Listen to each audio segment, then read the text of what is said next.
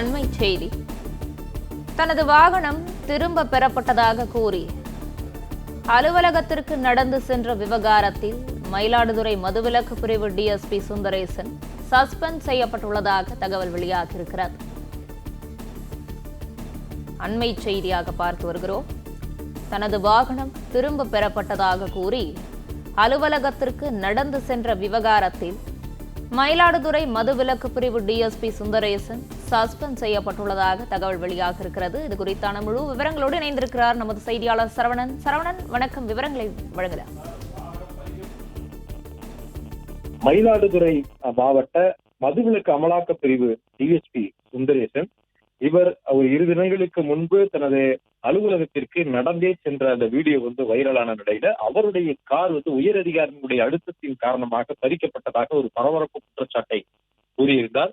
அவர் மனித உரிமைகள் ஆணையத்துல பணிபுரிந்த போது காவல்துறை உயரதிகாரிக்கு எதிராக அறிக்கை அளிப்பதன் காரணமாகவே தொடர்ந்து தான் பழிவாங்கப்படுவதாகவும் ஏடிஜிபி, ஐஜி உள்ளிட்ட அதிகாரிகளுடைய பெயரை குறிப்பிட்டு அவர் குற்றம் சாட்டியிருந்தார். ஊடகங்களிலும் அவர் இது தொடர்பாக பேட்டி அளித்திருந்த நிலையில் இது தொடர்பாக விசாரணை நடத்தி தஞ்சாவூர் சரக டிஐஜி தியாவுல் ஹக் இது தொடர்பான ஒரு பரிந்துரையை அனுப்பியிருந்தார்.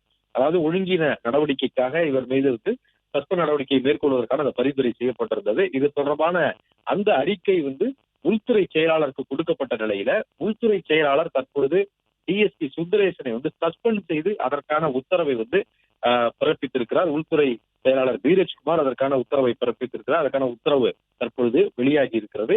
இதுல முக்கியமாக குறிப்பிடப்பட்டிருக்கக்கூடிய இந்த குற்றச்சாட்டு என்பது இவர் ஊடகங்கள் முன்னிலையில பேசும் பொழுது அடிப்படை ஆதாரமற்ற குற்றச்சாட்டுகளை உயர் அதிகாரிகள் மீது சுமத்தி இவர் அந்த ஊடகங்கள் முன்பு பேசியதாகவும் இது பொது ஊழியருக்கான விதிகளை மீறக்கூடிய ஒரு நடவடிக்கை என்றும் அதன் அடிப்படையில இவர் மீது இந்த ஒழுங்கு நடவடிக்கை எடுக்கப்பட்டிருக்கிறது, அது துறை ரீதியான நடவடிக்கை எடுக்கப்பட்டிருக்கிறது என்று அதில் சுட்டிக்காட்டியிருக்கிறார்கள். இது தொடர்பாக இவர் கூறிய இந்த குற்றச்சாட்டுகள் தொடர்பாகவும் டிஐஜி விசாரித்து அவர் மத்திய மண்டல ஐஜிக்கு அறிக்கை அளித்ததாகவும் அந்த அறிக்கையும் சமர்ப்பிக்கப்பட்டதன் அடிப்படையில் அது தொடர்பாக விசாரணை நடத்தி இந்த நடவடிக்கை ஒழுங்கு நடவடிக்கை இவர் மீது மேற்கொள்ளப்பட்டிருப்பதாக கூறப்பட்டிருக்கிறது.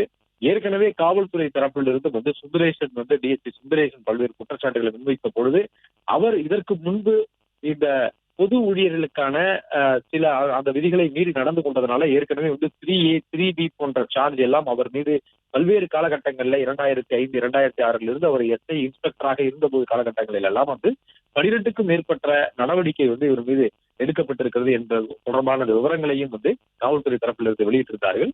இந்த நிலையில் தான் இந்த சம்பவத்துல இந்த குறிப்பிட்ட இந்த கார் பறிக்கப்பட்ட விவகாரம் தொடர்பாக அவர் குற்றம் சாட்டி உயரதிகாரிகளை குற்றம் சாட்டி இந்த பேச்சு தொடர்பாக இந்த சஸ்பெண்ட் நடவடிக்கைக்கு பரிந்துரை செய்யப்பட்டதனால் தற்பொழுது அதற்கான உத்தரவை பிறப்பித்திருக்கிறார்கள்.